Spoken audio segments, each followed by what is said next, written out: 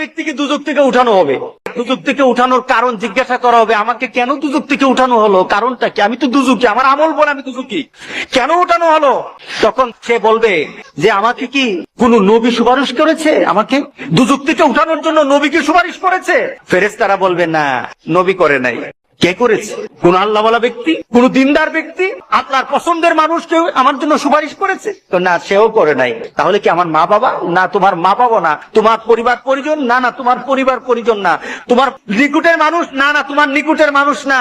তোমার একটা বন্ধু ছিল, তুমি তাকে চিন্তা, তার একটা সম্পর্ক ছিল তোমার সাথে, কিন্তু সে যে চরিত্রের ছিল তুমি সে চরিত্রের ছিল না, কিন্তু সে তোমার মহব্বত করত, সে তোমাকে ভালোবাসতো, তোমার সাথে তার একটা চলাফেরা ছিল। সে জান্নাতে চলে গেছে আর তুমি দুজকে।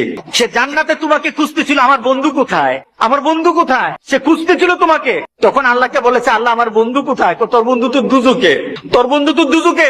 তখন আল্লাহর কাছে বলবে, মাবুদ আমি তো বন্ধু ছাড়া থাকতে পারবো না, আল্লাহু আকবার, আমি আমার বন্ধু ছাড়া থাকতে পারবো না, আমার বন্ধুকে আমি চাই। আখিরাতে জান্নাতীরা আল্লাহর কাছে যা দাবি করবে তাই আল্লাহ দিয়ে দিবেন। সুবহানাল্লাহ। আল্লাহ বলবেন, এই আমার জান্নাতেরই খুশি কর, ওই যে দুজকে যে পড়ে আছে তারই উঠা, তার সামনে নিয়ে আয়, তার সামনে তাড়াতাড়ি নিয়ে আসবে। তখন ফেরেশতাদেরকে বলবে, আমাকে কে আনলো, কে আনলো? সে প্রশ্ন করবে, আমাকে কে আনলো? ওই যে তোমার একটা দুনিয়াতে বন্ধু ছিল, সে নামাজ পড়তো, সে দিনদারি ছিল, সে আল্লাহওয়ালা ছিল, তোমার জন্য ভালো চিন্তা করতো, কোনোদিন খারাপ চিন্তা করতো না, তোমার জন্য শুধু দুনিয়ার চিন্তা করতো না, আখিরাতের চিন্তা করতো।